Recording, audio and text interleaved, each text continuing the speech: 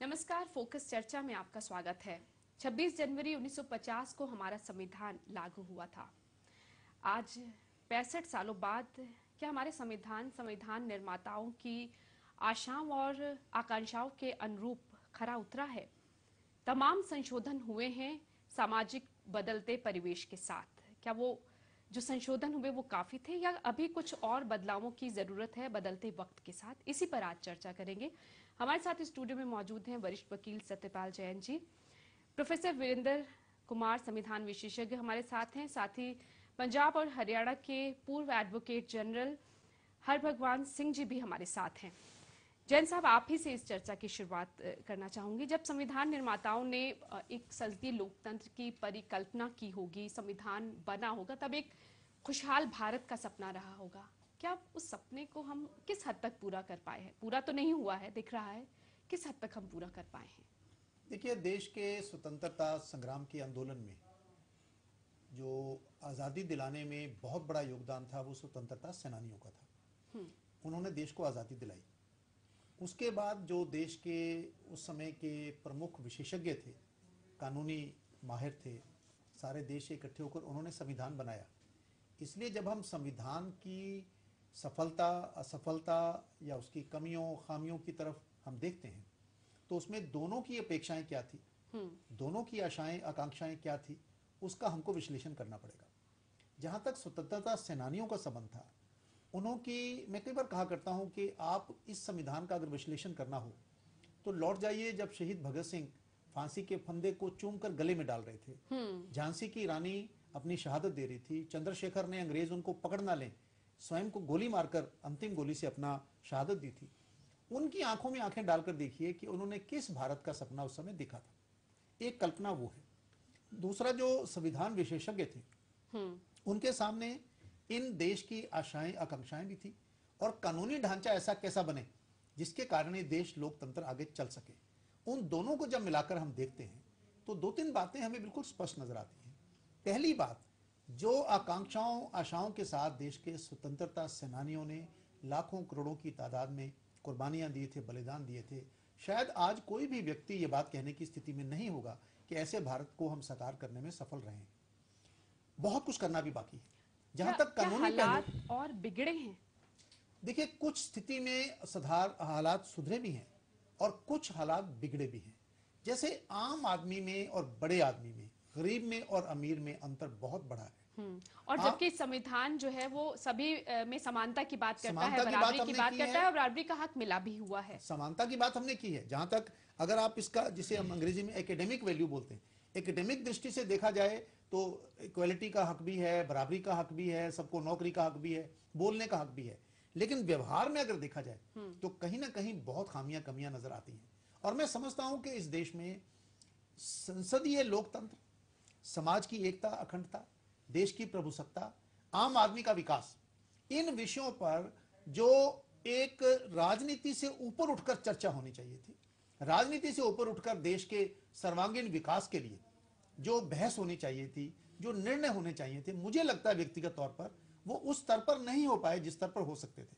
इसलिए आज इसका आवश्यकता इस बात की है कि पिछले 65 वर्ष में जो अपनी कमियां रही हैं उनको ध्यान में रखते हुए, वर्तमान का एहसास करते हुए, मिलकर इस देश को दुनिया का सबसे सर्वोच्च सबसे श्रेष्ठ भारत बनाने का अगर हम प्रयास करने की दिशा में चलते हैं तो इसी संविधान के अंतर्गत बदलाव करना चाहे करें, ना करना चाहे ना करें, इसी संविधान के अंदर भी बहुत बड़ा इस बात के विकल्प खुले हैं कि हम इस संविधान को लेकर भी देश में असमानताएं भी समाप्त करने की ओर चल सकते हैं और आम आदमी को एहसास कर सकते हैं ये मेरा देश है, मेरा संविधान है, जो हम की भावना है, हम की भावना है। है। प्रोफेसर वीरेंद्र, मैं आपके पास अब आपसे बात करना चाहूंगी। तमाम संशोधन हुए, तकरीबन हर साल 2 के करीब संशोधन होते हैं, यानी कि ये बदलते परिवेश की दरकार होती है कि संविधान में संशोधन किए जाए। लेकिन जो सतपाल जैन जी भी सवाल उठा रहे हैं कि जो एक असमानता खत्म हो, जो बात की गई थी, आर्थिक सामाजिक हर तरीके से नेतृत्व सही हो और जो हर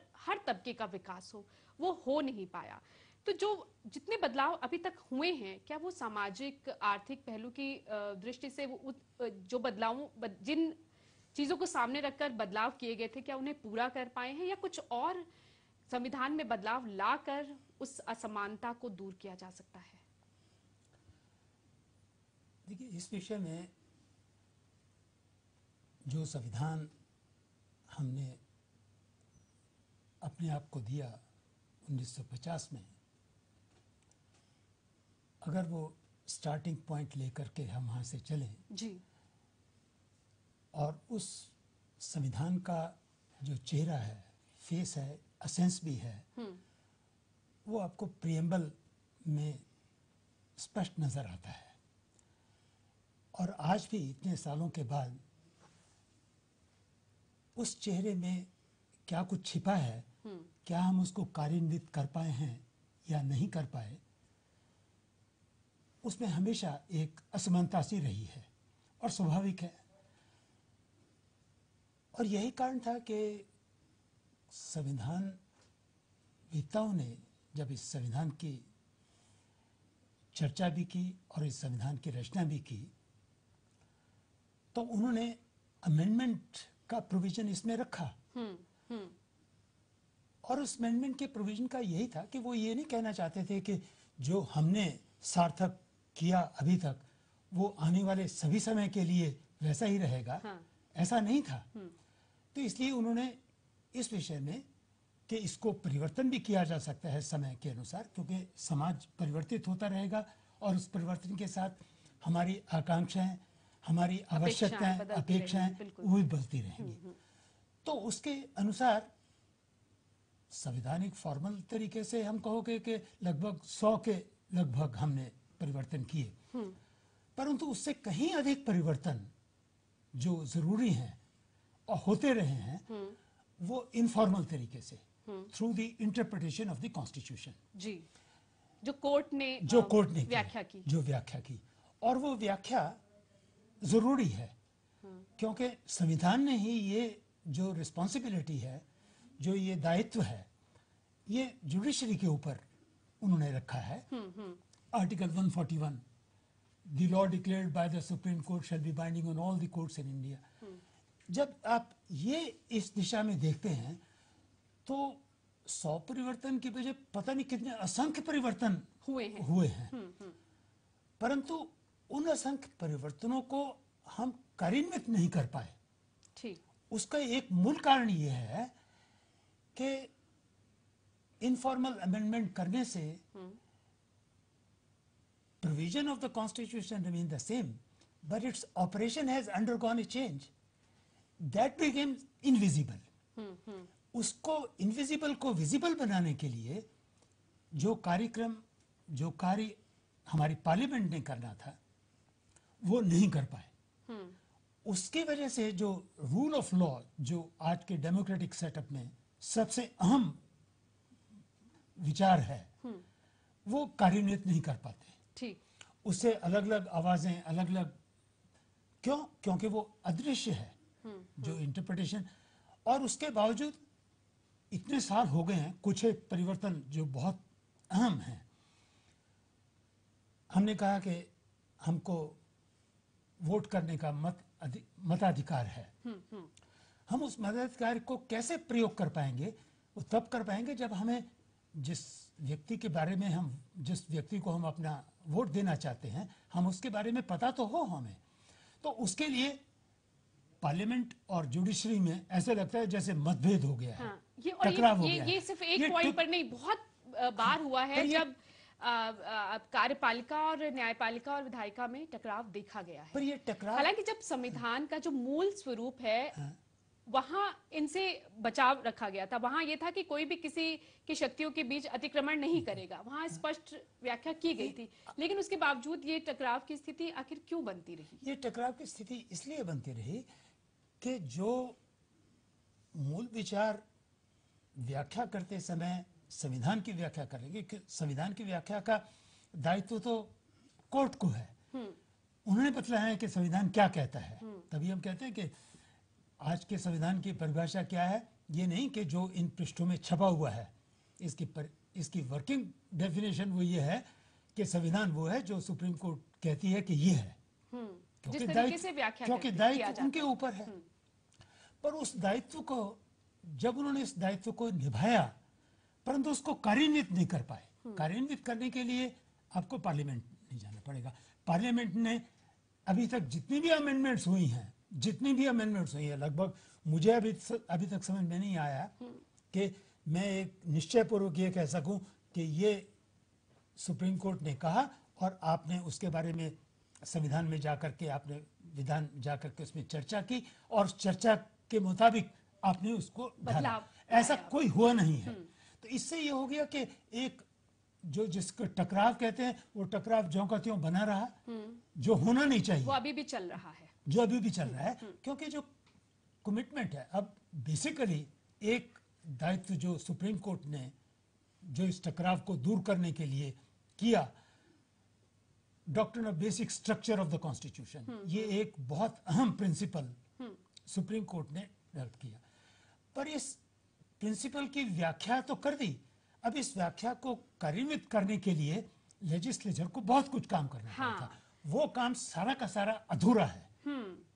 इससे परिस्थिति टकराव की ऐसा लगता है कि बनी है। हाँ, ये अब मैं हरभगवान सिंह जी के पास जाना चाहूंगी। ये जो बात उठ रही है, जो टकराव होता है, आप सुप्रीम कोर्ट संविधान की व्याख्या करता है या तमाम तरह के जो और भी संशोधनों के अलावा जो व्याख्या की गई है अलग अलग मामलों में, उसके बाद कार्यपालिका की जिम्मेदारी बन जाती है। ये जो कार्यपालिका, न्यायपालिका और विधायिका के बीच आपको लगता है कि टकराव की स्थिति आखिर क्यों बनती रही है, समन्वय क्यों नहीं रहा? मेरे ख्याल से सॉवरेनिटी लोगों के पास होती है, कोर्ट्स के पास नहीं होती, जुडिशरी के पास नहीं होती। लेजिस्लेचर एक लॉ पास करती है, लेजिस्लेचर जनता को रिप्रेजेंट करती है और जो उन्होंने लॉ बना दिया है वो ये समझ के बनाया है और प्रिज्यूमेबली कि जनता का इसमें फ़ायदा होगा। ठीक।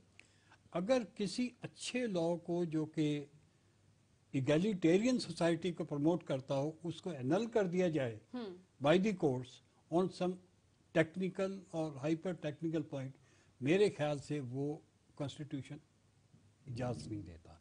वो बाय इंटरप्रिटेशन जुडिशरी ने पावर एज्यूम कर ली है which never vested in the judiciary.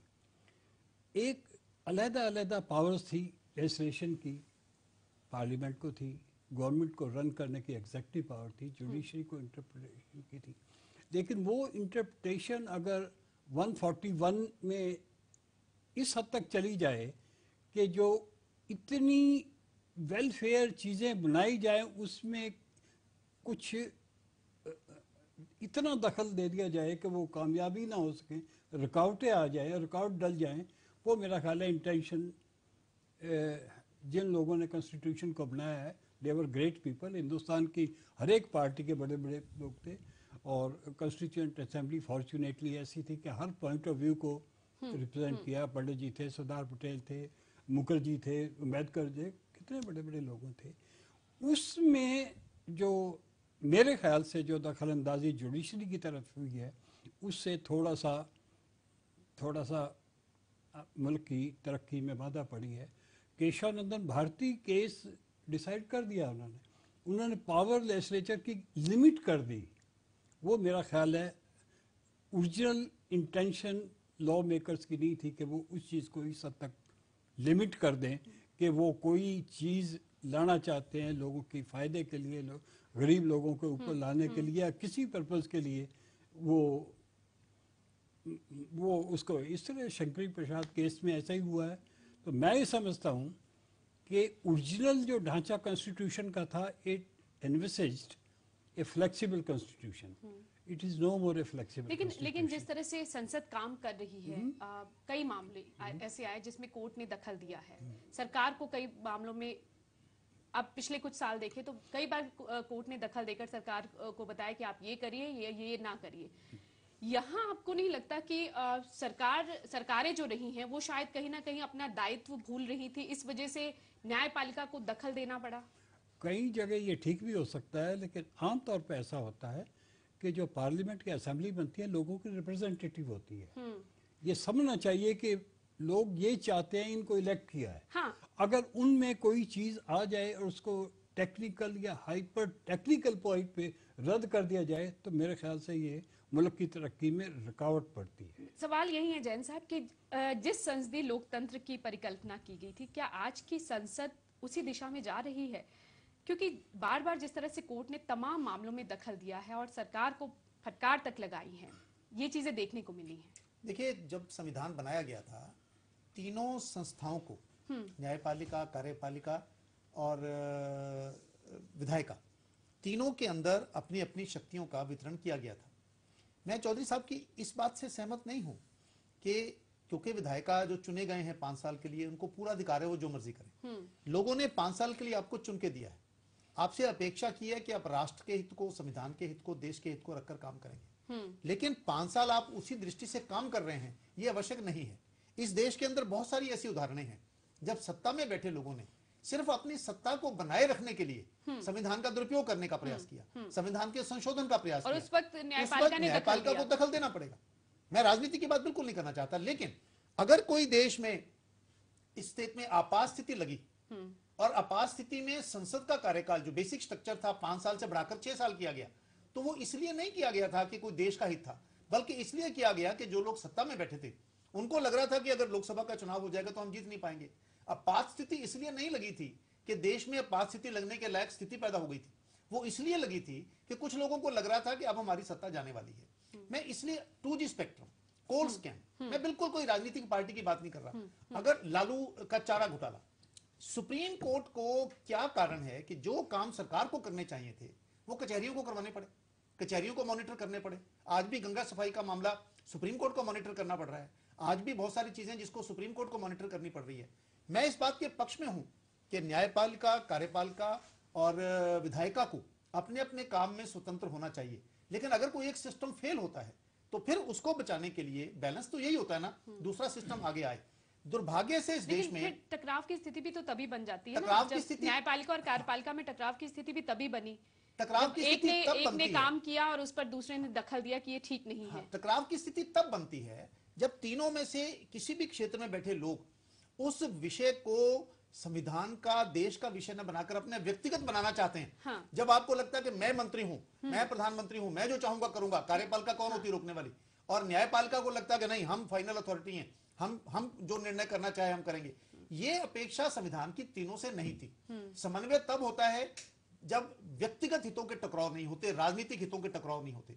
और मुझे लगता है कि देश में तीनों के अंदर आकर वो चीज, जिस भावना, जिस सीमा तक होनी चाहिए थी, उस सीमा तक हम पैदा नहीं कर पाए हैं। डॉक्टर साहब से मैं बिल्कुल सहमत हूं, प्रोफेसर वीरेंद्र जी से। जो हमारा संविधान बना शायद दुनिया के बेहतरीन संविधानों में से है। संविधान में कोई मूलभूत बहुत कमी है ऐसा मेरा कहना नहीं है, इसके लागू करने में प्रॉब्लम है। इसको लागू करते समय जिसके हाथ में भी सत्ता आई है तीनों क्षेत्रों में, जब उन्होंने अपने आप के व्यक्तिगत को उसमें शामिल किया तो प्रॉब्लम आई। और एक बात और, हमारी यहाँ अकाउंटेबिलिटी दुर्भाग्यपूर्ण नहीं रही, जवाबदेही वो तीनों में नहीं रही, न्यायपालिका में भी नहीं रही, कार्यपालिका में भी नहीं रही, विधायिका में भी नहीं रही। तो यहाँ पर संविधान की तरफ से कुछ यहाँ पे संविधान ने तो व्याख्या की होगी ना, इसकी तीनों ही संविधान तो तीनों से अपेक्षा कर रहा था कि ठीक चलेंगे, लेकिन अब जब ये व्यक्तिगत हित और अपने जात, धर्म, कास्ट के हित टकराने लगे हैं, तो मुझे लगता है कि आने वाले समय में कैसे अकाउंटेबिलिटी फिक्स हो। आज जुडिशियल अकाउंटेबिलिटी की बात शुरू हो गई है। आज कार्यपालिका और विधायिका के लोग तो कह देते हैं कि हम तो जी 5 साल के बाद चुनाव जीत कर आते हैं, लेकिन जब लोग 5 साल के लिए आपको चुनने लगते हैं, 5 साल के लिए आपको चुनते हैं, इसका मतलब ये थोड़ा है कि आप 5 साल जो भी, वो मैं उस पंजाबी का शब्द के स्वाड़ उड़ानी उड़ाओ, ये तो आपसे अपेक्षा नहीं है ना। आप ईमानदारी से काम करेंगे, ध्यानदारी से काम करेंगे, और अगर नहीं करेंगे तो न्यायपालिका बीच में आएगी। हाँ, यानी कि तीनों की जवाबदेही की बात क्या बाध्य करनी चाहिए, बिल्कुल बाध्य करनी चाहिए, वो समय आ गया। इस पर बात करें, लेकिन उससे पहले जो आपने भी सवाल उठाया, जो क्या जो आम जनता के हितों की बात की गई थी संविधान में कि एक जो हाशिए पर खड़ा है इंसान, उसका भी हित हो, वो तो हुआ नहीं। क्या वो आम आदमी ये सोच पाता है कि ये संविधान मेरा है और मैं इस देश का नागरिक हूँ, मेरे लिए है ये संविधान, ये कानून मेरे लिए है। वहां शायद उस आम आदमी, उस गरीब तबके की खास तौर पर बात कर रही हूँ, उसे वो नहीं महसूस कर पा रहा। हाँ, तो क्या राजनीतिक दलों ने, सरकारों ने अपने हित के लिए कुछ ऐसे निर्णय लिए हैं जहां न्यायपालिका को दखल देना जरूरी ही हो गया? मैं समझता हूँ कई जगह जरूरी भी था और किया भी है ना, वो ठीक भी किया है, लेकिन कुछ ऐसे एरियाज थे जो एक्सक्लूसिवली लेजिस्लेटर्स और दूसरी उनके पास थे जो जुडिशरी ने अपनी पावर थोड़ी सी बढ़ाई है, और कई दफ़ा उन्होंने जहाँ दखल दिया है उससे वेलफेयर स्कीम्स और वेलफेयर आइडियाज़ को नुकसान पहुँचा है। तो मैं ब्लेम नहीं करूँगा, जुडिशरी ने बहुत कुछ अच्छा काम किया है। कई जगह करप्शन के ख़िलाफ़ उन्होंने जो मुहिम शुरू की थी वहाँ बहुत हुए हैं, बहुत बड़े बड़े आदमी अंदर, बिहार में एक बहुत बड़े आदमी को सारी एक बड़ा झटका दिया है। ये नहीं कहता कि जुडिशरी ने काम अच्छा नहीं किया, लेकिन कुछ ऐसे मैम, लेकिन ओरिजिनली जो कॉन्स्टिट्यूशन बनाया गया था it was a flexible constitution, और उसमें कुछ ऐसी इंटरप्रिटेशन आई हैं कि शरनंदन भारती वाले केस में, सज्जन सिंह वाले केस में, कि उसकी पावर्स को उसको एक लिमिटेड लेजिस्लेचर बना दिया। हमारा जो लेजिस्लेचर बनाई थी वो इंग्लैंड से हमने कॉपी किया था, बहुत सारा, थोड़ा सा अमेरिका से भी किया था। वहाँ सुपरमेसी ऑफ द पार्लियामेंट है, और यही एनवेसेज भी हमने भी किया था। उसके बाद जो थोड़ी जी बीच में ये ठीक है कि उतने कुछ गलत आदमी भी कामयाब हो गए हैं और जिन्होंने कुछ गलत काम किए हैं, लेकिन उसका मतलब नहीं कि institution as such is bad.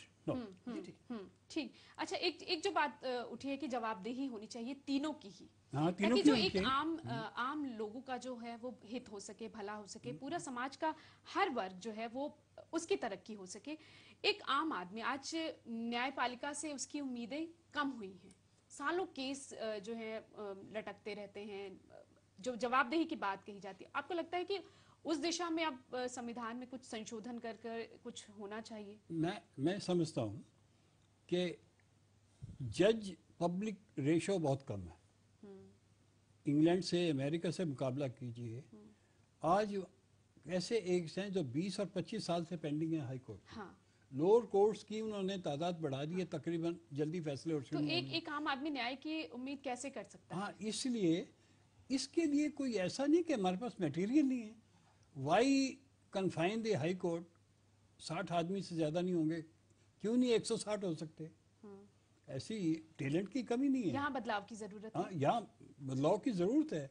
यहाँ मैं समझता हूँ अगर कर दिया जाए और हर एक आदमी एक्सपेक्ट करे कि 1-2 साल में ये तीनों कोर्ट में से केस होके आ जाएगा, तो लोगों को इंसाफ मिल जाएगा। अगर हमारी अपीलें, अब जैन साहब को भी पता है, हम सब जानते हैं, 20 साल से पड़ी है। बात आप कह रहे हैं, पहली बात तो संख्या बढ़े, दूसरी जितनी संख्या वो तो भरी जाए। मैं 40 साल से हाईकोर्ट में वकालत कर रहा हूँ, शायद 40 साल के जीवन में एक दिन भी ऐसा नहीं था जब हाईकोर्ट के सारी वैकेंसीज भरी हुई थी, पूरी तादाद, कभी एक जज की खाली है। आज भी 1/3 वैकेंसीज हमारे यहाँ खाली हैं। और ये काम जिसका है वो क्यों नहीं कर रहे? ये काम तीनों का है। पहली बात है कोलिजियम इसको प्रपोज करके नाम भेजे, दूसरा है सुप्रीम कोर्ट कोलिजियम इसको एग्जामिन करके समय पे भेजे और सरकार इसको नामजद करे। अब तो पिछले 20 वर्षों से एसपी गुप्ता के केस के बाद जजेस के नाम प्रपोज करने की पावर तो जजेस के पास ही आ गई है। अब वो समय पे भेजे, सरकार समय पे करे। मुझे याद है जब पहली बार जनता पार्टी की सरकार आई थी 77 to 80, मैं उनका नाम भूल रहा हूं, कक्कड़ साहब शायद लॉ मिनिस्टर थे और उसके बाद अरुण जेटली जी लॉ मिनिस्टर रहे। शायद 200 जजों की अपॉइंटमेंट, रिकॉर्ड अपॉइंटमेंट उन्होंने अपने दौर में की थी।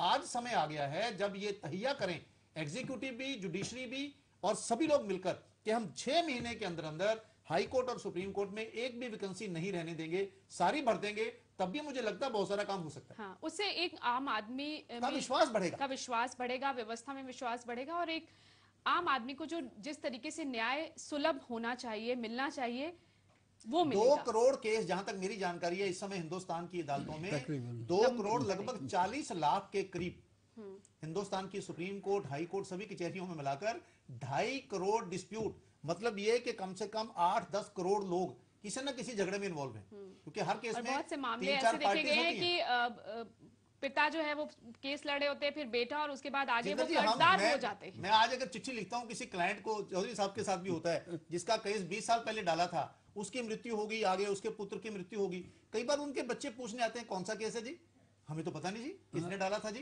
हमारे तो पिताजी ने कभी हमको बताया नहीं था। उनको बिल्कुल बताना पड़ता है। ये कल्पना तो नहीं जैन हुई साहब होती बिल्कुल ना। ठीक कहते हैं। इसकी उनको बताना कल्पना पड़ता तो है ने संविधान ने कि आपका ये जब केस था, संविधान ने आपका जब वो केस था। एक आम आदमी के लिए न्याय देने की बात कही थी और एक आम आदमी के लिए नीतियां बनाने की बात कही थी, तब ये सब तो नहीं सोचा होगा कि बदलते वक्त के साथ इतना कुछ हालात इतने खराब हो जाएंगे। तो अब इन ऐसे हालात में क्या कुछ बदलना चाहिए, इस पर बात करेंगे। एक छोटे से ब्रेक के लिए रुक रहे हैं।